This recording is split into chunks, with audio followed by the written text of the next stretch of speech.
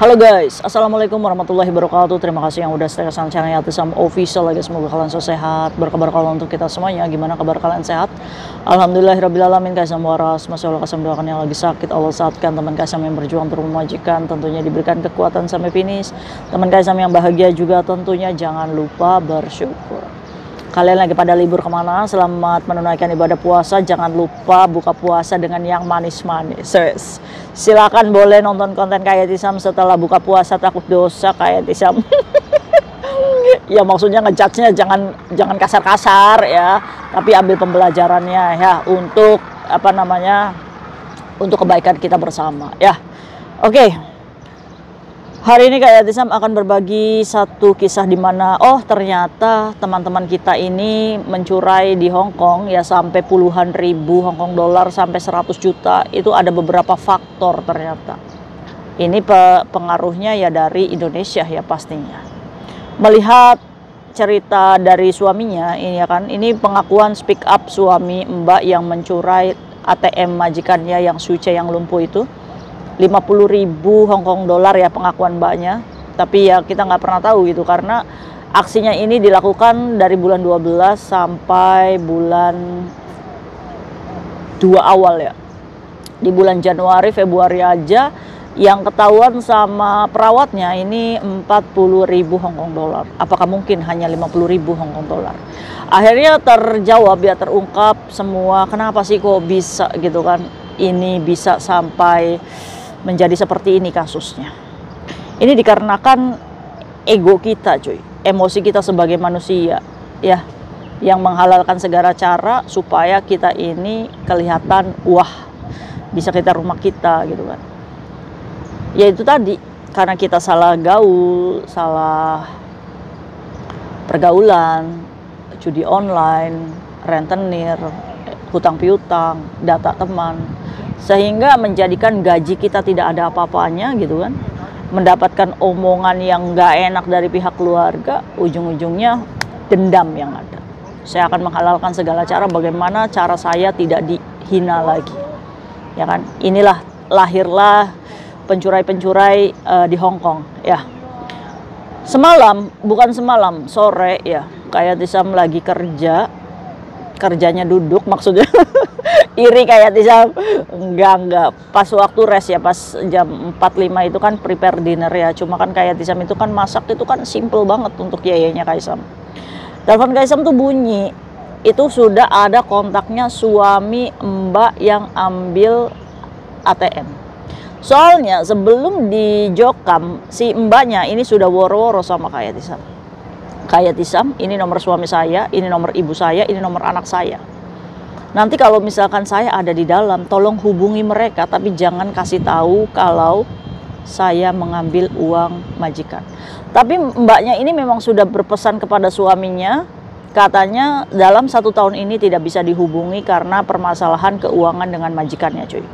Dan mbaknya juga sudah mengakui kepada suaminya bahwa mbaknya ini di sel prodeo. Kebetulan tsunami jadi jangan salah keseletot. Suaminya ini pendengar Yatisam juga, ya kan, mungkin juga ini kan bapak-bapak tua kaplak ya kan? mantau istri kita di Hong Kong bagaimana perkembangannya gitu kan, cara hidup di Hong Kong bagaimana, akhirnya dia nonton channelnya kayak Sam juga. Kata si suaminya cuy, ini udah ceritanya istri saya ini, feeling sebagai seorang suami. Akhirnya teleponlah dia. Oh sudah telepon. Iya gimana mas? Saya bilang. Kayak Sam bilang kayak gitu. Kak, apakah yang diceritain kayak Yatisam itu istri saya?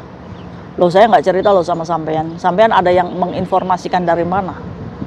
Karena cuy, karena si pekerja migran ini juga punya hutang yang banyak ya di luar sana. Jadi teman-temannya pada nyari dan ada satu orang yang ngeh kalau ini ceritanya.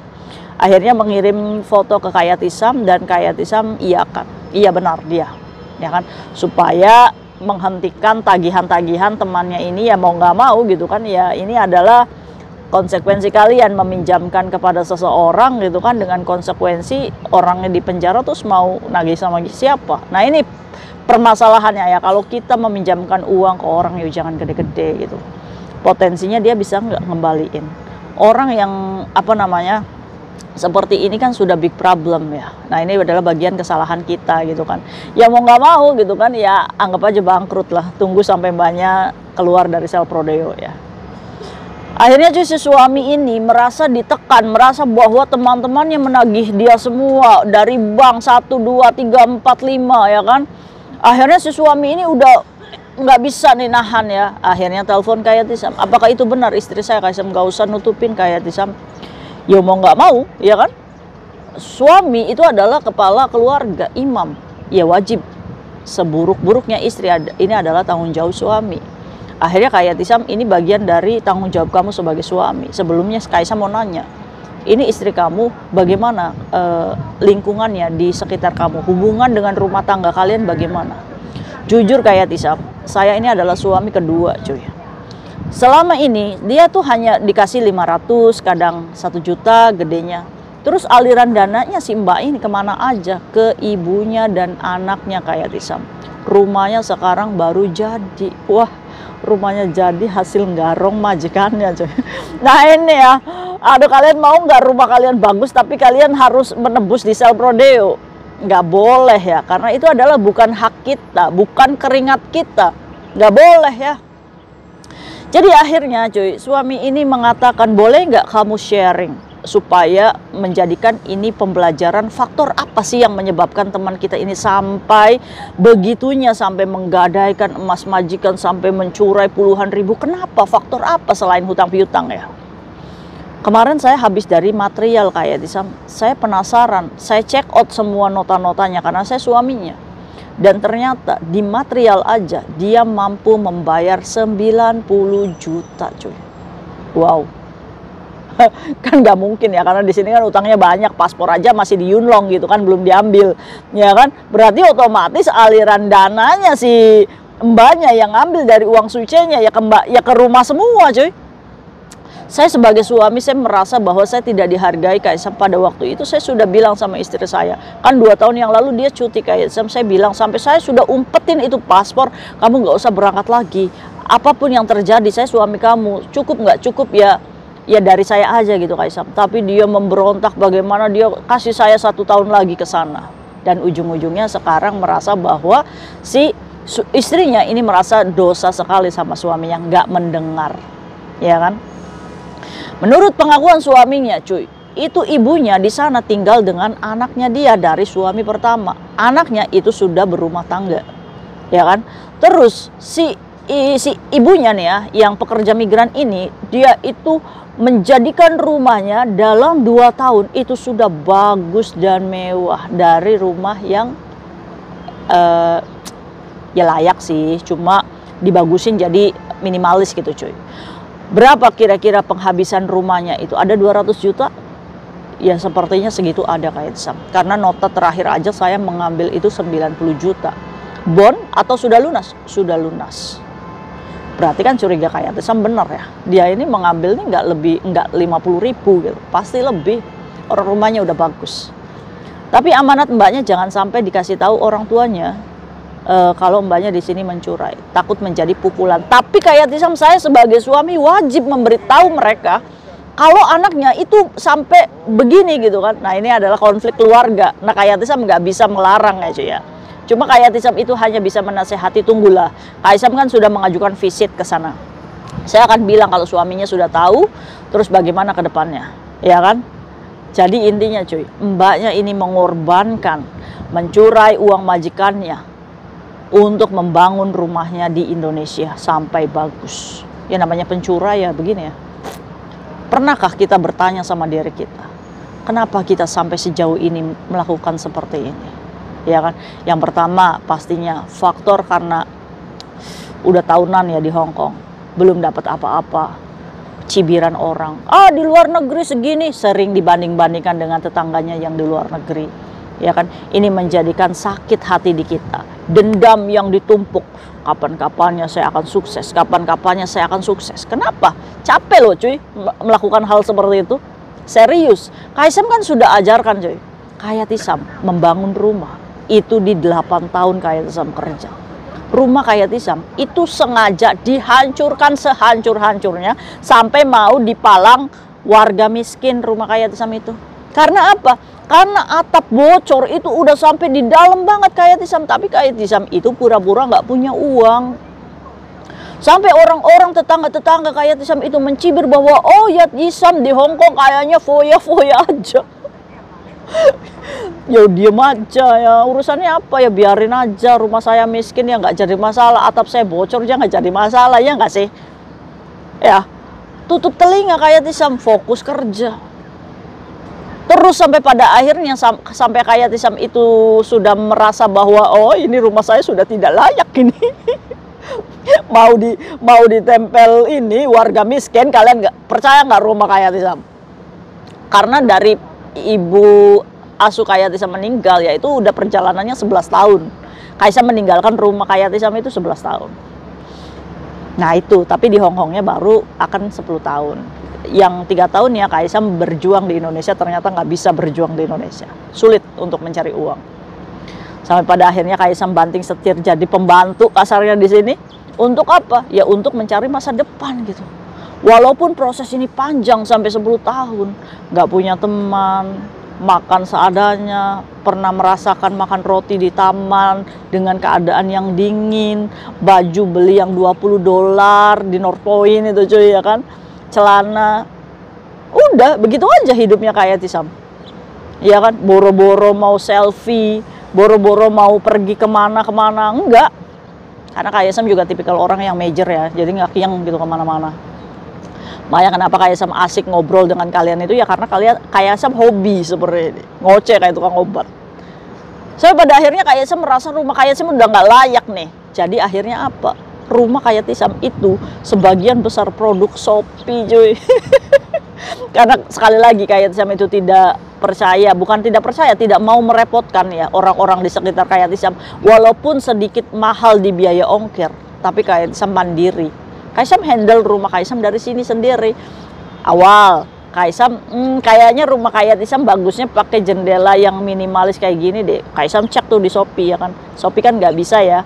Cuma ada teman Kaisam yang bantuin check out gitu. Kaisam, coba dong ini, ya kan.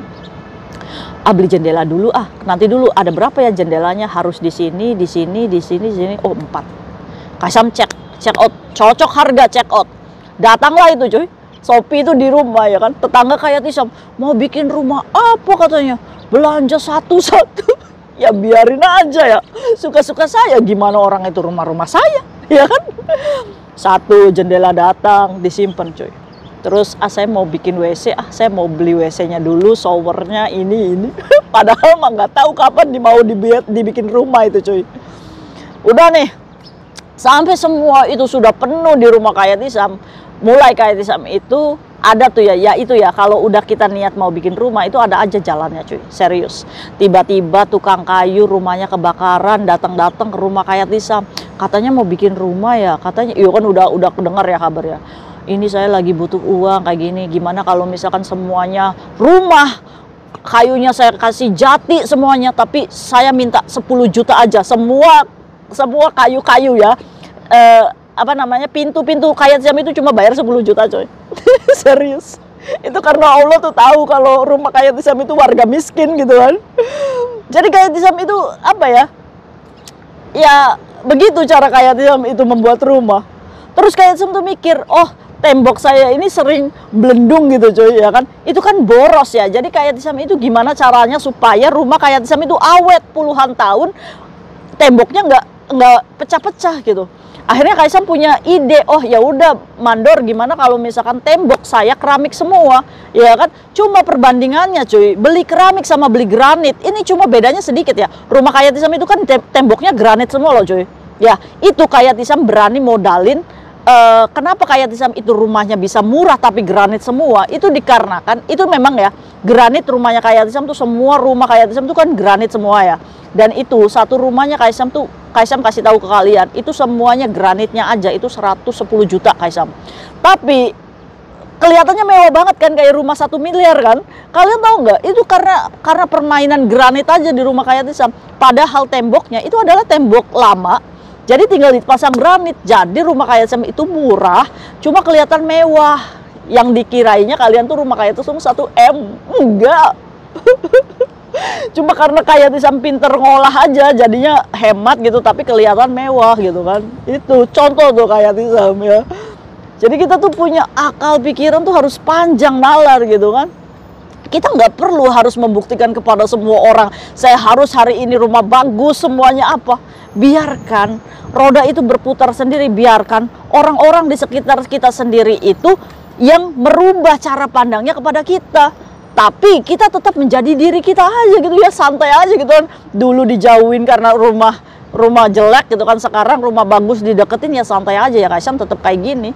Ya kan, yang butuh pertolongan ya Kaisam bantu gitu kan, yang nggak bisa ya Kaisam minta maaf, kayak gitu. Itu pun perjalanannya on proses loh, nggak bisa dalam 2 tahun saya harus membangun rumah 200 juta sedangkan hutang-hutang di Hongkong itu banyak. Nah ini salah kaprah. Makanya karena egonya kita untuk membuktikan nih bahwa kita di Hongkong sukses, yaitu menghalalkan segala cara. Kita nggak pernah tahu majikan kita lumpuh loh dia. Dia harus berobat, dia harus saving money supaya bisa menggaji kita. Pernah kita berpikir tentang majikan kita? Gak ada. Karena kita diliputi ego, ambisi dalam hidup. Ya ini yang menghancurkan kita sendiri. Oke, jadi faktornya itu ya ketahuan ya. Jadi mencurai itu ya untuk membuat rumah orang tuanya. Jadi buat apa gitu rumah orang tuanya bagus kalau hasil mengambil hak orang lain. Ya kan, walaupun kita penebusannya di sel prodeo ya, misalkan 1 tahun atau gimana gitu kan. Ya tapi ya ini adalah jalan yang salah. Dan kayak Tisam tidak membagi kisah ini supaya kita tuh punya cambuk, punya tamparan. Oh iya, sadar ya Kaisam. Iya, istighfar. Kasihan loh suaminya kayak gini ya kan. Jadi menurut kalian nih suaminya harus ngomong apa adanya sama ibu mertuanya atau enggak nih cuy? Ya suaminya juga dalam keadaan bingung. Cuma memang keadaan konfliknya tidak bagus ya, karena suaminya ini merasa kecewa ke istrinya karena terus aja cuy duit aja ini kepada orang tuanya ya. Mungkin mbaknya merasa bahwa dia harus balas budi kepada orang tuanya tapi dengan cara yang salah. Jangan dicontoh ya. See you next video, bye-bye. Assalamualaikum warahmatullahi wabarakatuh. Kaisam berapa vonisnya? Nanti Kaisam visitor ya, tahu ya vonisnya berapa. Cuma kalau misalkan secara undang-undang ya, Hongkong itu perampokan, pencurian atau menguasai aset orang lain itu maksimalnya 10 tahun ya. Ini mencuri makanan majikan yang nggak izin aja itu 3 bulan ya. Kalau ini ya tergantung hakim. Di bawah 1 tahun itu udah bagus banget ya. Nah ini jangan dicontoh ya. Hidup di penjara itu sungguh-sungguh sangat tidak enak. Bye-bye.